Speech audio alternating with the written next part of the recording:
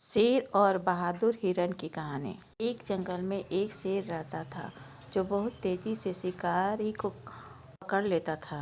सभी जंगल के जानवर उससे बहुत ज्यादा भयभीत रहते थे। एक दिन जंगल में बहुत जोर से बारिश होने लगी। तब हिरन का बच्चा अपने झुंड से अलग होकर शेर के गुफे में जाकर छुप गया, जिसको उस हिरन की माँ ने देख लिया। उसने सोचा कि मेरे बच्चे का प्राण खतरा में है, तो उसे बचाने वो उस गुफे में जा पहुंची और कहा, तुम इस खूंखार शेर के गुफे में क्यों घुस गए हो?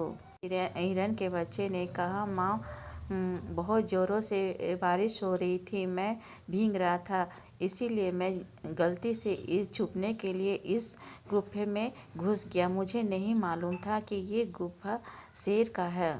हिरन ने कहा कि ठीक है, अब तो घुस ही गए हो। अगर मैं जो कहूँगी वैसे ही तुम करेगा तो हो सकता है हमारे प्राणों की रक्षा हो जाए।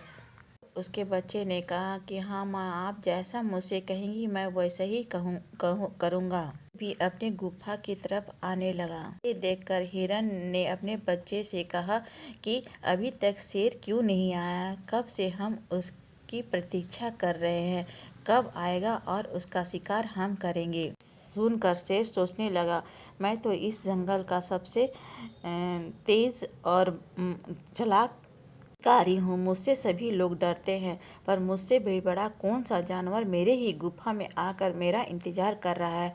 जाकर मैं देखूँ तो जरा। से ही उसने उस गुफे की ओर अपना कदम बढ़ाया। हिरन ने एक बड़ा सा पत्थर गिराया और अपने बच्चे को जोर से चीखने की आवाज़ निकालने के लिए कहा। हिरन ने जैसे ही पत्थर गिराया, उसके बच्चे ने बहुत जोर से चीखने की आवाज़ सुनाई। इसे देखकर शेर सोचने लगा, क्या हो रहा है। तब हिरन ने कहा, अब शेर की बारी। देखो, हम लोग छुप कर बैठ जाते हैं। जैसे ही शेर आएगा, इससे भी बड़ा जो पत्थर है उसको हम लोग उसके ऊपर गिरा देंगे। शेर वही ढेर हो जाएगा। यह सुनकर शेर सोचने लगा कि ये जरूर ही कोई मुझसे बहुत ही बलशाली जानवर है। मुझे अपने प्राणों की रक्षा करना है, तो यहाँ से भागना ही उचित होगा। बोलते हुए वो उस गुफा में न घुसकर भाग गया। तरह हिरन की चालाकी से ने अपने बच्चों की प्राण की रक्षा कर ली। इसलिए जब कोई मुसीबत आए तो दिमाग से काम करना चाहिए और जितना हो सके उस समस्या से निकलने के लिए संघर्ष करना चाहिए। अगर मेरे चैनल में कहानियाँ अच्छी लगती हो तो प्लीज़ लाइक कीजिए, शेयर कीजिए और सब्सक्राइब कीजिए। जय हिंद।